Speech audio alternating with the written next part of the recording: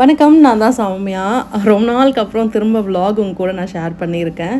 And எல்லாமே எடுத்து வைப்பேன். பட் ஆனால் போஸ்ட் பண்ணலை. சரி, ஓகே, நம்மளோட டார்கெட் அச்சீவ் பண்ணுற வரைக்கும் இது ஒரு நிமிஷம் கொஞ்சம் ஸ்டாப் பண்ணி வைக்கலாம்னு யோசிச்சுட்டு இருந்தேன். சரி, ஓகே, நிறைய பேர் எனக்கு டிஎம் பண்ணியிருந்தாங்க. சரி, ஓகே அப்படின்னு சொல்லிட்டு முன்னாடி எடுத்து வச்சது எல்லாத்தையுமே இப்போ ஒரு ஒரு நாளைக்கு ஒரு ஒரு விலாக அவங்க கூட ஷேர் பண்ணிக்கிறேன். ஸோ சாரி, நான் என்ன பிளான் பண்ணேன்னா, நான் ஒரு விஷயத்தை அச்சீவ் பண்ணிவிட்டு அதுக்கப்புறமா விலாகாக ஷேர் பண்ணலாம்னு நினச்சிருந்தேன். பட் இருந்தாலும் சரி, ஓகே, டெய்லியுமே என்ன நடக்குதுன்றதை அவங்க கூட நான் ஷேர் பண்ணிக்கிறேன். காலையில் எப்பயும் போல் சீக்கிரமாக எழுந்து வாக்கிங்லாம் கம்ப்ளீட் பண்ணியாச்சு. ஆஸ் யூஷுவல் செடிக்கெலாம் தண்ணிலாம் ஊற்றிட்டு வாசல் பெருக்கி கோலம் போட்டுட்டு அதுக்கப்புறமா நிறைய பூ பூத்திருந்தது. செடி பற்றி நிறைய பேர் கேட்டிருந்தீங்க. எனக்கு ரொம்ப பிடிக்கும். எழுந்து வந்த உடனே அந்த க்ரீனிஷாக அதை பார்க்கும்போது அவ்வளோ சூப்பராக இருக்கும். ஒரு பாசிட்டிவ் கிடைக்கும். நீங்கள் வேணால் ட்ரை பண்ணி பாருங்கள். சும்மா ஒன்று ரெண்டு செடி ஃபஸ்ட்டு வாங்கி அதை எப்படி நீங்கள் பராமரிக்கிறீங்க, உங்களுக்கு டைம்லாம் செட் ஆகுதான்னு பார்த்துட்டு அதுக்கப்புறமா கொஞ்சம் கொஞ்சமாக நீங்கள் நிறையா செடி வாங்க ஸ்டார்ட் பண்ணுங்கள். நானுமே அப்படி தான் பண்ணுவேன். இப்போ சரி, ஓகே, கொஞ்சம் நிறையா இருந்தால் நல்லாயிருக்கும் அப்படின்னு சொல்லிட்டு கொஞ்சம் நிறையா செடிலாம் வாங்கி வச்சுருக்கோம். அதில் இன்றைக்கி நிறையா பூ பூத்துருந்தது. இந்த ரோஸ் செடி பார்த்திங்கன்னா ரோஸ் செடி மாதிரியே இருக்காது, ஆனால் அவ்வளோ குட்டி குட்டியாக அந்த பட்டன் ரோஸ் நிறையா இருந்துச்சு. பாப்பா இதை கட்டி எனக்கு ஸ்கூலுக்கு வச்சு விடுங்க அப்படின்னு சொல்லியிருந்தா. சரி, ஓகே, அந்த செடியும் வெயிட்டு தாங்கலை. அவ்வளோ பூ இருக்கிறதுனால வெயிட்டு தாங்கவே இல்லை. ஆக்சுவலாக இது ரோஸ் மாதிரி இருக்கும், ஆனால் முள் இருக்காது செடியில். அவ்வளோ மொட்டு இருந்துச்சு. அதில் நல்லா இருந்தது. ஓகேன்னு சொல்லிட்டு சும்மா 2 பூ மட்டும் வச்சுட்டு அதுக்கப்புறம் எல்லா பூவையுமே நாங்கள் 2 பேர் சேர்ந்து கட் பண்ணிட்டோம். இதை கட்டி அவங்க தலையில் வச்சுட்டு போகணும் அப்படின்னு சொல்லியிருந்தாங்க. சரி, ஓகே அப்படின்னு சொல்லிட்டு அவளை ஸ்கூலுக்கு கிளப்புற வேலையில் கரெக்டாக இருந்துச்சு. அண்ட் காலையில் சீக்கிரமாக எழுந்துங்கன்னு சொல்கிறது இதுக்கு தான். ஸோ அவங்க எழுந்துறதுக்கு முன்னாடி பார்த்திங்கன்னா நம்மளோட எல்லா வேலையுமே முடிஞ்சிடும். ப்ராப்பராக எல்லாமே ரெடி பண்ணி வச்சுட்டோம் அப்படின்னு வச்சுக்கோங்களேன், ரொம்ப சீக்கிரமாக வேலை எல்லாமே முடிஞ்சிடும். நானும் அன்றைக்கி காலையில் எல்லா வேலையுமே முடிச்சுட்டு அதுக்கப்புறம் தான் அவளுக்கான ஒர்க்கை ஸ்டார்ட் பண்ணேன். அப்போ நம்ம ஃப்ரீயாகவே ஒர்க் பண்ணலான்னு வச்சுக்கோங்களேன், எந்த ப்ரெஷரும் இல்லாமல் இருக்கும். அதனால் அண்ட் பூவும் கட்டி அழகாக அவள் தலையில் வச்சுட்டு ஸ்கூலுக்கும் அவங்க கிளம்பிட்டாங்க. ஸோ பார்க்குறதுக்கு அழகாக இருந்துச்சு. அந்த பூ அவ்வளோ அழகாக இருந்தது.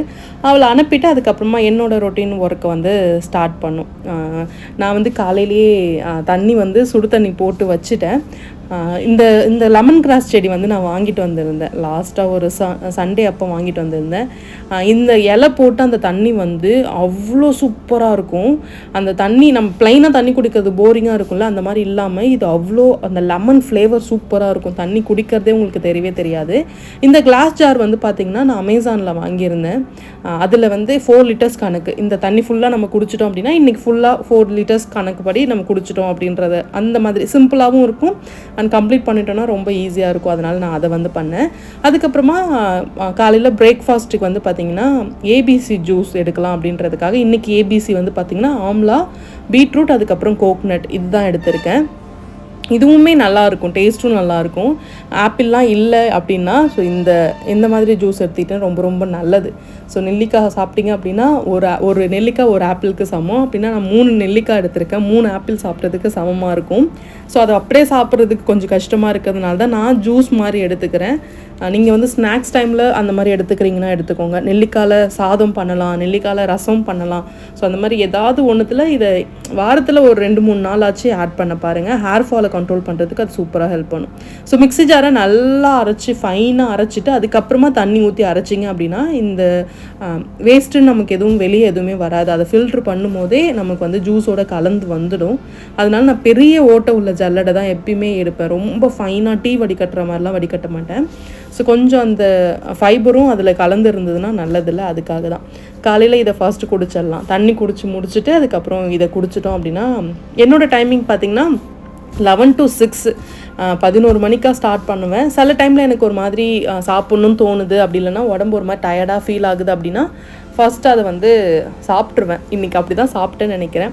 அண்ட் அது ஒரு பக்கம் பார்த்திங்கன்னா ஈவினிங் போல் ஸ்நாக்ஸு அண்ட் டின்னர். ஸோ தன்யாவுக்கு ஸ்நாக்ஸுக்கும் எனக்கு டின்னருக்கும் பச்சை பட்டாணி ஊற வச்சுட்டேன் காலையிலே.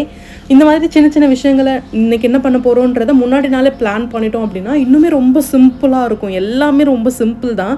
அதை நம்ம எப்படி எடுத்துகிட்டு போகிறோன்றது தான் ரொம்ப ரொம்ப இம்பார்ட்டன்ட். நம்மளோட மைண்ட் செட் ரொம்ப ரொம்ப முக்கியம் இதில் பொறுத்த வரைக்கும். அண்ட் எல்லா வேலையுமே முடிச்சுட்டேன். அப்படி சைட் பை சைட் எல்லா பாத்திரமும் கழுவியும் வச்சுடுவேன். அண்ட் கொஞ்சமாக பசிக்கிற மாதிரி இருக்கும்ல, அந்த டைமில் கொஞ்சமாக பீனட்ஸ் மட்டும் எடுத்துக்கிட்டேன். கொஞ்சமாக ஒரு கைப்பிடி அளவுக்கு பீனட்ஸ் எடுத்துக்கிட்டேன். ஸோ அதை சாப்பிட்டு முடிச்சுட்டு மதியம் லஞ்சுக்கு கொஞ்சம் நல்லா ப்ரோட்டீன் ரிச்சாக ஹெவியாக சாப்பிட்லான்ற பிளானோட என்ன பண்ணேன் அப்படின்னா, இந்த கீமா, இந்த வெஜ்ஜு கீமா. ஸோ நிறைய பேர் இது வந்து நான் ஷார்ட்ஸ்லேயும் கொடுத்துருந்தேன். சரி ஓகே அப்படின்னு சொல்லிட்டு இப்போ நான் ப்ரீஃபாக உங்ககிட்ட எக்ஸ்பிளைன் பண்ணுறேன். ஒரு 50 கிராம்ஸ் அளவுக்கு நான் வந்து சோயா சங்க்ஸை சுடு தண்ணியில் போட்டு கொஞ்சம் டிப் பண்ணி அதை ஆஃப் பண்ணி வச்சுடுங்க. அது கொஞ்சம் லைட்டாக அது ஊறுனா போதும், ரொம்ப சாஃப்டாக வேகணும்லாம் கிடையாது. ஸோ அது ஒரு பக்கம் வச்சுடுங்க. வெங்காயம், தக்காளி, பச்சை மிளகா எல்லாமே கட் பண்ணி வச்சுருக்கேன்.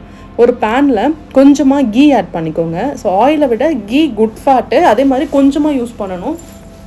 நானும் லிட்டில் பிட் தான் ஆட் பண்ணியிருக்கேன். ஸோ அது கொஞ்சம் நல்லா மெல்ட் ஆனதுக்கப்புறமா கொஞ்சமாக சீரகம் ஆட் பண்ணிவிட்டு இந்த பட்டை, கிராம்பு, ஏலக்காய், ஸோ உங்களுக்கு எந்த ஸ்பைசஸ்லாம் பிடிக்குமோ அது அதில் சும்மா 1-2 ஆட் பண்ணுங்கள். ஸோ அதுவே போதும். ஸோ அது நல்லா வந்து ஃப்ரை பண்ணிவிட்டு வெங்காயம், தக்காளி, இஞ்சி பூண்டு பேஸ்ட், அப்புறம் நம்ம அந்த கீமா எடுத்து வச்சுருக்கோம்ல அது போட போகிறோம். உண்மையாகவே டேஸ்ட் வந்து நல்லா இருந்துச்சு. நான் கூட இதுவும் நானும் ஃபர்ஸ்ட் டைம் தான் ட்ரை பண்ணியிருந்தேன். டேஸ்ட் வந்து நல்லா இருந்தது. ஸோ சப்பாத்தி, தோசை, ரைஸ் கூட வச்சு சாப்பிட்லாம். டேஸ்ட் வைஸ் ரொம்ப நல்லாவே இருந்தது. அண்ட் ப்ரோட்டீன் வந்து அந்த இப்போ நம்ம நான்வெஜ்னால் ஒரு எக்கோ ஒரு ஃபிஷ்ஷோ எடுத்துக்கிறோன்னும் போது அந்த இடத்துல அதுக்கு வந்து கவர் ஆகிடும். சரி ஓகே, அது வந்து வெஜ்ஜாக இருக்கவங்களுக்கு ரொம்ப கஷ்டமாக இருக்கும். ஸோ ப்ரோட்டீன் எடுக்கணுமே அப்படின்ட்டு. ஸோ ப்ரோட்டீன் ஏன் எடுக்கிறாங்க? ஸோ எல்லாருமே சொல்கிறது என்னென்னா கரெக்டாக ப்ரோட்டீன் எடுத்துக்கோங்க அப்படின்ட்டு. ப்ரோட்டீன் வந்து செரிக்கிறதுக்கு ரொம்ப டைம் எடுக்கும் நமக்கு. இப்போ நம்ம நான்வெஜ் எடுத்துக்கிறோன்னா 3 to 4 hours ஆகும் அது வந்து நமக்கு செரிமானம் ஆகிறதுக்கு. அது செரிமானம் ஆகிறதுக்கு நம்ம உடம்புல நம்ம பார்ட்ஸ் உள்ளே இருக்க எல்லா பார்ட்ஸுமே ஆக்டிவாக அதை பேர்ன் பண்ணுறதுக்கு நிறைய விஷயங்கள் உள்ளார பண்ண ஸ்டார்ட் பண்ணும். அதனால நமக்கு நிறைய கலோரிஸ் பேர்ன் ஆகும். அப்படி தான் வந்து ப்ரோட்டீன் வந்து நமக்கு இம்பார்ட்டன்ட். ஸோ அது அந்த செரிக்க வைக்கிறதுக்காக நம்ம கலோரிஸ் வந்து உள்ளார பேர்ன் ஆகும். அதுக்காகவாச்சும் நீங்கள் ப்ரோட்டீன் சாப்பிட்ணும் அப்படின்றது தான். ஸோ டெய்லியும் ஒரு ப்ரோட்டீன் இருக்கான்னு மட்டும் பார்த்துக்கோங்க. அதே மாதிரி சில பேருக்கு வெயிட் ஒரே இடத்துல நிற்குது, குறையவே மாட்டுதுன்னும் போது எனக்குமே அந்த அந்த அந்த பிரச்சனை இருந்தது. ஒரு பர்டிகுலர் வெயிட்டை தாண்டாது, அங்கேயே நிற்கும். அப்படி இருக்கும்போது நீங்கள் 3 மீலிலுமே ப்ரோட்டீன் இருக்கிற மாதிரி பார்த்துக்கோங்க. அப்படி இல்லைனா 2 மீல் ஆக்கிட்டு 2 மீல்லையுமே ப்ரோட்டீன் இருக்கிற மாதிரி பார்த்துக்கோங்க. ஸோ அப்படி இருந்தது அப்படின்னா அந்த வெயிட் வந்து பிரேக் ஆகிறதுக்கு அங்கே டைம் எடுக்கும். ஸோ நான் வெயிட் எல்லாம் சீக்கிரமாகவே அப்டேட் பண்ணுறேன். ஸோ அதுக்கான ப்ராசஸ் தான் போயிட்டுருக்கு. நான் வீட்டிலே குக் பண்ணி சாப்பிட்டுட்டு தான் இந்த வேலையும் பார்த்துட்ருக்கேன். ஸோ நிறைய பேர் குரூப்பில் ஜாயின் பண்ணி அவங்களுமே 45 டேஸில் 10 கிலோ வரைக்கும் நிறைய பேர் குறைச்சிருந்தாங்க. சப்போஸ் அதில் ஜாயின் பண்ணுறதுக்கு உங்களுக்கு இன்ட்ரெஸ்ட் இருந்ததுன்னா எனக்கு இன்ஸ்டாகிராமில் எனக்கு மெசேஜ் பண்ணுங்கள், என்ன ப்ராசஸ்ன்னு நான் சொல்கிறேன். அதுக்கப்புறம் நான் நம்ம சோயா சங்க்ஸை நல்லா தண்ணி இல்லாமல் புழிஞ்சு எடுத்து மிக்சியில் சும்மா ஒரு கொஞ்சம் குறைன்னு அரைச்சி எடுத்துக்கோங்க. இப்போ வெங்காயமும் தக்காளியும் நல்லா வதங்கினதுக்கு அப்புறமா நம்ம அரைச்சி வச்சுருக்க இந்த சோயா சங்க்ஸை போட்டு நல்லா மிக்ஸ் பண்ணிக்க வேண்டியதான். ஸோ ஒரு 10 கிராம்ஸ் எடுத்தாலே போதும்னு நினைக்கிறேன். நான் என்ன பண்ணேன்னா கொஞ்சம் நிறையா எடுத்துட்டேன். நீங்கள் வந்து ஒரு 10 கிராம்ஸ் எடுத்தாலும் இல்லை 50 கிராம்ஸ் எடுத்தாலும் 50 கிராம்ஸ் ரொம்ப அதிகம். எனக்கு கேட்டால் 10 கிராமே போதும். ஏன்னா உங்களால் நிறையா சாப்பிடவே முடியாது சீரியஸாகவே. இதுவே வேறு ஏதாவது ரெசிபியாக இருக்குது அப்படின்னா ரைஸ்லாம் நமக்கு ஈஸியாக உள்ளார போகும். அது வந்து மெல்றதுக்கு டைமே இருக்காது. ஒரு மென்னோடனே உள்ளார போயிடும்.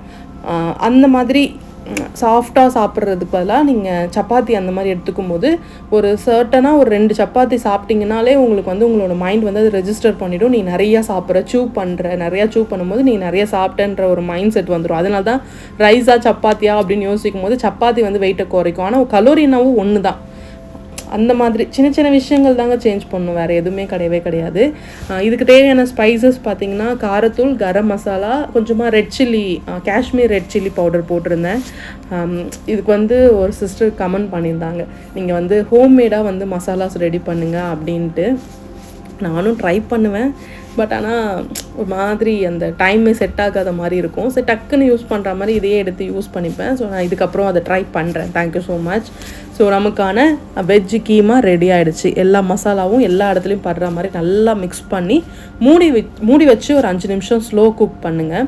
ஸோ அது நல்லா குக் ஆகி அந்த ராஸ்மல்ஸ் எல்லாமே போனதுக்கப்புறமா ஃபைனலாக கொஞ்சமாக கொரியாண்டர் லீவ்ஸ் போட்டோம் அப்படின்னா சூப்பரான வெஜ் கீமா ரெடி ஆகிடும். இது சப்பாத்தியோடு சாப்பிட்ருந்தா உண்மையாகவே சீரியஸாக செம்ம டேஸ்ட்டாக இருக்கும். ஸோ ட்ரை பண்ணி பாருங்கள். இன்றைக்கி நான் வந்து வெஜ்ஜு சாப்பிட்ணும் அப்படின்னும் போது என்ன சாப்பிட்றதுன்னு யோசிக்கும் போது இந்த மாதிரி டிஃப்ரெண்ட்டாக செஞ்சு சாப்பிடும்போது உங்களுக்கு போரிங்காகவும் இருக்காது. அதே மாதிரி நம்ம நல்லா சாப்பிட்டோன்ற ஃபீல் தான் நம்ம ஒரு டே ஃபுல்லாக நம்மளை ஆக்டிவாக வைக்கிறதுக்கு அது சூப்பராக ஹெல்ப் பண்ணும். ஸோ ட்ரை பண்ணி பாருங்கள். அண்ட் இதுதான் நான் பண்ண வெஜ்ஜு கீமா. ஃபஸ்ட் டைம் பண்ணியிருந்தேன், நல்லா இருக்குமான்னு ஒரு டவுட்டோடு தான் பண்ணேன், ஆனால் நல்லா தான் இருந்தது. இதுக்கு நான் வந்து இதை தொட்டு சாப்பிட்றதுக்கு ஏதாவது வேணுமேன்னு சொல்லிட்டு எக்கு தோசை பண்ணலாம் அப்படின்ட்டு. ஸோ தோசை மாவாக இல்லாமல் கொஞ்சம் வீட் ஃப்ளார் எடுத்து, நார்மலான தோசை மாவு இல்லை இது, வீட் ஃப்ளாரில் தோசை போட்டுக்கிட்டேன். ஸோ ஒரு கரண்டி அளவுக்கு கோதுமை மாவு, ஒரு பிஞ்ச் அளவுக்கு சால்ட் போட்டு தண்ணி ஊற்றி நல்லா வந்து இதை கட்டி இல்லாமல் மிக்ஸ் பண்ணிக்கோங்க. மோஸ்ட் ஆஃப் வந்து நான் இதை தான் ப்ரிஃபர் பண்ணுவேன். ஏன்னா சிம்பிளான விஷயம். சும்மா அப்படியே கரைச்சோமா ஒரு தோசை ஊற்றினோமா சாப்பிட்டோமான்னு. சப்பாத்தினா அதை பிசைகிறதுக்கு கொஞ்சம் சோம்பேறித்தனமாக இருக்கும், அவ்வளவுதான். காலையில் எழுந்துறது, தண்ணி குடிக்கிறது, எக்ஸசைஸ் பண்ணுறது, ஸோ இதிலலாம் சோம்பேறித்தனம் வருதோ இல்லையோ, நமக்கான இந்த தனியாக நமக்கு ஃபுட்டு சமைச்சு சாப்பிடணும் போது ரொம்ப சோம்பேறித்தனம் வரும். அப்போலாம் என்ன பண்ணுவோம் அப்படின்னு பார்த்திங்கன்னா, இருக்கிறத சாப்பிட்டலாமே அந்த மைண்ட் செட் வந்து போயிடும். அது இல்லாமல் இது உனக்கான டைம். ஸோ நீ கொஞ்சம் டைம் உனக்காக நீ ஸ்பெண்ட் பண்ணுறதுல தப்பு இல்லைன்றதை என்றைக்கு நம்ம வந்து ரியலைஸ் பண்ணுறோமோ அன்னைக்கு தான் வந்து நம்ம வந்து நமக்காகன்னு சில டைமை வந்து ஸ்பெண்ட் பண்ண ஸ்டார்ட் பண்ணுவோமே. ஸோ அதனால் நீங்கள் வந்து உங்களுக்காக கொஞ்சம் டைம் ஸ்பெண்ட் பண்ணுறதா தப்பு கிடையாது. ஸோ கொஞ்சம் நேரம் தானே, இது போடுறதுக்கு ஒரு 10 நிமிஷம் ஆகுமா, இவ்வளோ டைமில் நமக்காக ஒரு 10 நிமிஷம் நம்ம ஸ்பெண்ட் பண்ணுறதுல ஒன்றும் தப்பு கிடையாது இல்லையா. ஸோ அதனால் நானும் ஒரே ஒரு தோசை மட்டும் போட்டு எடுத்துக்கிட்டேன். அண்ட் இது மேலேயே வந்து பார்த்திங்கன்னா எக்கு அடித்து வச்சுருந்தேன். 2 எக்கு, ஒரு எக்கு வந்து பார்த்திங்கன்னா முழுசாக, ஒரு எக்கு வந்து எக் ஒயிட் மட்டும் எடுத்திருந்தேன். அதையும் இதோட சேர்த்து வச்சுட்டு சாப்பிட்டோம் அப்படின்னா இன்றைக்கி நல்ல ஹெவியான ஒரு ப்ரோட்டீன் ரிச். இது வந்து நமக்கு ரொம்ப நேரம் ஃபில்லிங்காக இருக்கும். சீரியஸாகவே இது ரொம்ப நேரம் நமக்கு ஃபில்லிங்காக இருக்கும். பசி எடுக்கவே எடுக்காது. அந்த பசி எடுக்கிறதுனால தானே நம்ம எக்ஸ்ட்ரா சாப்பிட்ணுன்ற ஒரு மைண்ட் செட்டே வருது. அது இல்லாமல் பார்த்துக்கிறதுக்கு இந்த ப்ரோட்டீன் உண்மையாகவே சூப்பராக ஹெல்ப் பண்ணும். ஸோ ஈஸி அண்ட் சிம்பிளான ரெசிபீஸ் தான். ஸோ ட்ரை பண்ணி பாருங்கள். ஸோ ஒரு நாளும் ஒரு விஷயத்தை நீங்கள் ட்ரை பண்ணும்போது உங்களுக்காக சில டைமை நீங்கள் ஸ்பெண்ட் பண்ணுறீங்கன்றது தோணும். உங்களுக்காக நீங்கள் டைம் ஸ்பெண்ட் பண்ணுறது உங்களோட ஹாப்பினஸ்ஸை செம்மையாக கொண்டு போகும். ட்ரை அதுதான் சின்ன விஷயந்தாங்க. அதை ட்ரை பண்ணுறதுக்கு தான் நம்ம டைம் எடுக்கிறோம். ஸோ அதை ஸ்டார்ட் பண்ணிட்டோம் அப்படின்னா அது அழகாக டிசிப்ளினாக நமக்கு போயிட்டே இருக்கும். அண்ட் இவ்வளோ தான் இன்றைக்கி லன்ச் வந்து பார்த்திங்கன்னா இது தான் பண்ணிகிட்டு இருந்தேன். ஸோ ஃபுட்டு பண்ணுறது எந்த அளவுக்கு முக்கியமோ அந்த அளவுக்கு அதை அழகாக ப்ரெசென்ட் பண்ணுறது ரொம்ப ரொம்ப முக்கியம். நம்ம கண்ணு ஃபர்ஸ்ட்டு அதை வந்து நல்லா ரசித்து பார்த்து சாப்பிட ஸ்டார்ட் பண்ணிச்சு அப்படின்னா சூப்பராக இருக்கும். நான் வந்து ஜூஸ் குடித்ததுனால ஒரு மணிக்கெலாம் வந்து இதை சாப்பிட்டுட்டேன். ஒரு 3 o'clock போல் லைட்டாக அந்த பசி எடுக்கிற சிம்டம்ஸ் இருக்கும்ல, அது வராமல் இருக்கிறதுக்காக என்ன பண்ணேன் அப்படின்னா ஒரு ஆப்பிள் எடுத்து வச்சுக்கிட்டேன். ஸோ பசிச்சதுன்னா டக்குன்னு இதை சாப்பிடலாம் அப்படின்ட்டு அப்படியே கொஞ்சம் நேரம் அப்படியே புக்கையும் படிச்சுக்கிட்டு அன்னைக்கு டே அப்படியே ஈவினிங் ஃபுல்லாக போயிடுச்சு.